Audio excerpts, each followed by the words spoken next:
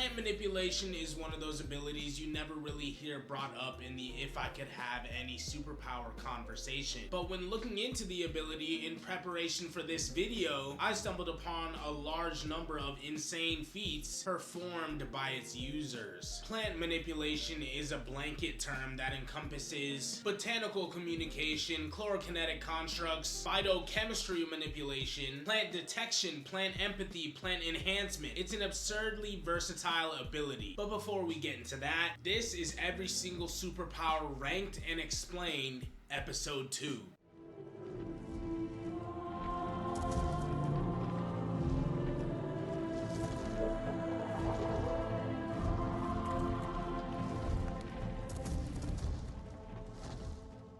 The poster child for this sub-ability is Poison Ivy, who was always confusing to me as a kid, because she's attacking with plants. Just use heat vision or like anything else and the fight is over. I felt the same about Hashirama before I actually watched Naruto Shippuden. Wood style? Are you kidding me? People chop wood all the time. I thought I was so smart when I was 14, but no, I was an idiot. Poison Ivy generates and stores botanical toxins within her body that will kill you on contact. She can produce enough poison at a moment's notice to kill an elephant, and she carries enough poison in her bloodstream to kill a normal person 100 times over. How does that tie into plant physiology? Well, the reason she isn't dead 100 times over is because she's literally more plant than human. She shrivels when out of the sunlight for too long, she requires water in the exact same way plants do, and she can produce the same compounds as any plant on Earth at will. She's walking around in a body that's essentially 99% every plant on Earth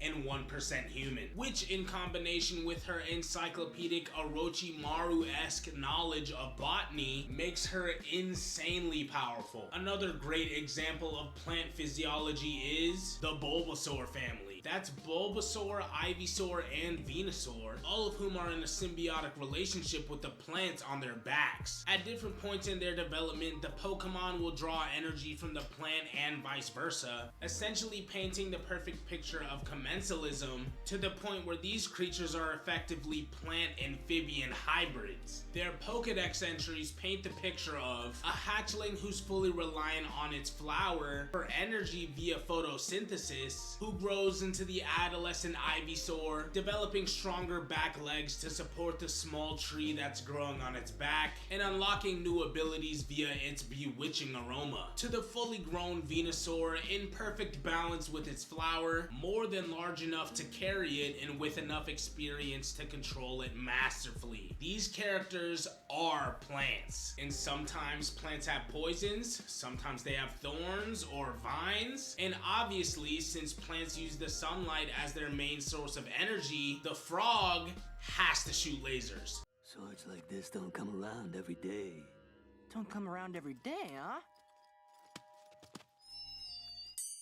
I love it. Something that's gonna happen a lot in this series is two versions of the same ability having different names, and applications that are just different enough to justify this change, even though at the end of the day it's the same thing. Like plant magic and plant manipulation, for instance. Both allow you to generate and manipulate plant matter, but if you wanted to, say, turn your opponent into a tree, it would usually require higher levels of experience to do so with plant manipulation than it would to use plant magic and cast Sudowoodo! There are plenty of examples of plant magic users out there, but it doesn't get better than Grassy Wizard. He's capable of giving life to grass creatures, creating cursed objects, using Chlorokinesis, and being a worse father than Martin.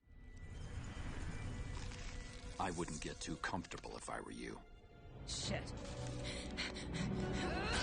I'm throwing plant generation and chlorokinesis into this section as well, because along with chlorokinetic constructs, these three sub-abilities make up the brunt of the power of plant manipulation. This is where you get your real attack potency feats when talking about characters like these. Hashirama's wood golem was strong enough to scoop up the Ninetales in one hand and tank its tailed beast balls. That's a chlorokinetic construct, spawned by plant generation and controlled through chlorokinesis. Chlorokinesis is the ability to mentally summon, control, or manipulate plants, which encompasses all three of the abilities we're touching on in this section. But when I hear chlorokinesis, I think the ability to move plants with your mind specifically. So Hashirama creating a massive dragon out of wood is one thing, but when that dragon goes and starts moving on its own, it's because he's controlling it with chlorokinesis. That being said, there are instances of higher level chlorokinetic constructs that don't require the external input of you controlling them. Poison ivy is capable of birthing fully sentient human plant hybrids and replicating a number of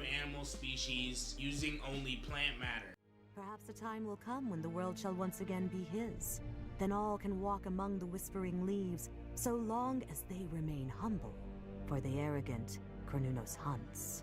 I put this section in here just so I can talk about the green. The green is a concept from the DC universe which encompasses all plant life in the multiverse. Much like the Speed Force or emotional spectrum, it's also an extra dimensional energy source with its own cosmology, and gives power to characters like Swamp Thing and again, Poison Ivy, who are most in tune with it, both physically and mentally. Alec Holland had a bomb explode in his face, so he dove into a nearby swamp to put out the flames and died there. The green basically snatched his soul and turned him into the Swamp Thing. And Poison Ivy is so obsessed with plants that she genetically engineered herself to be closer to them, and is so insanely knowledgeable in botany that she can do things that are essentially magic. As far as I know, she's never been chosen as an avatar, so her connection to the green is academic at best. It still essentially grants her low-level godhood over plants. For instance, she can communicate with plants telepathically, feel their pain and emotions, control them via chlorokinesis, and again, create any plant hybrids you could possibly imagine. But the Swamp Thing literally can't be killed as long as there's plant matter anywhere in the multiverse. If you were to lock him in a box without sunlight like they did to Poison Ivy, he would just leave that body and possess a blade of grass somewhere or some phytoplankton on an alien planet, even going so far as to manifest in another universe when all the plant matter in this universe had died. These are the two ends of the spectrum of Plant Kingdom embodiment.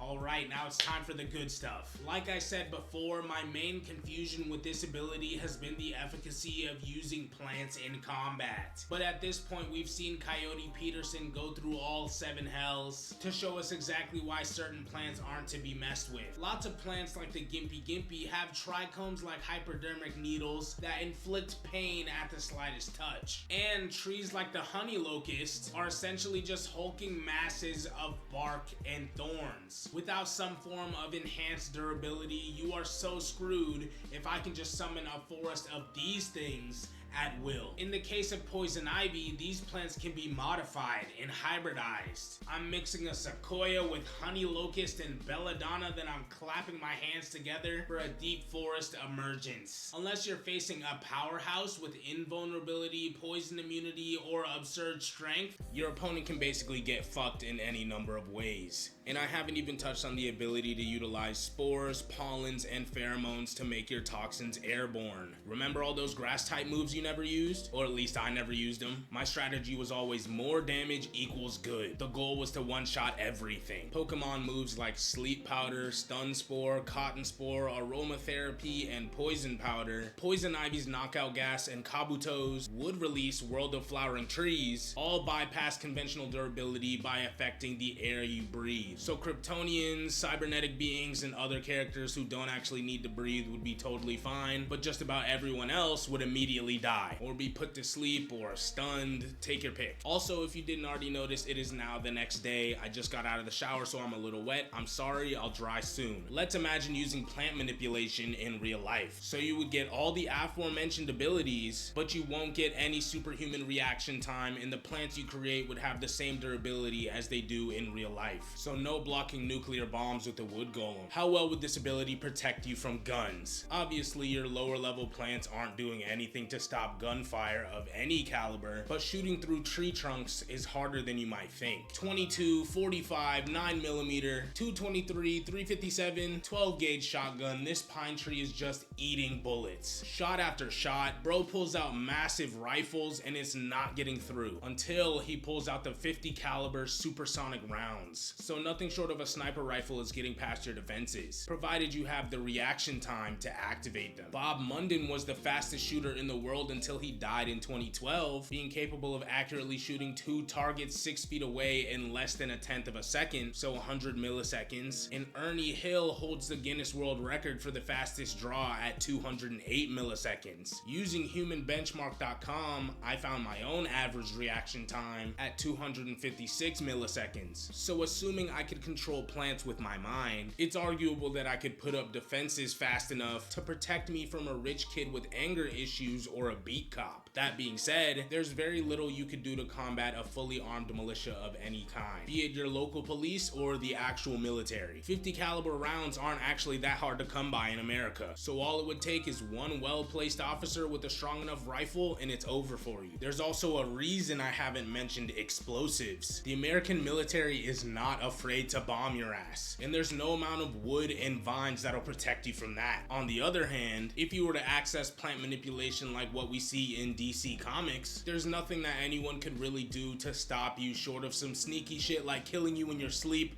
poisoning your food, or setting the entire city on fire. And if you were in a densely populated area like the Amazon rainforest or like a golf course, you'd basically have full mastery over that area, assuming your powers alone don't make you an actual god. Overall, plant manipulation is an A-tier power with some S-tier users. I talk a lot about combat ability and the destructive side of things, but plant manipulation would also be an easy answer to world hunger and deforestation via the ability to grow food on command and regrow forests and things like that. But in my opinion, everything I've listed in this video still isn't enough to make plant manipulation S tier, because it still has some glaring weaknesses. Forget about Swamp Thing for a second. All it really takes to beat Poison Ivy is a little bit of armor, an air filter, and the willpower to not kiss the weird plant lady, which is honestly more than most people could handle these days. But in the world of comics, that's like 2 hours of prep time. All right.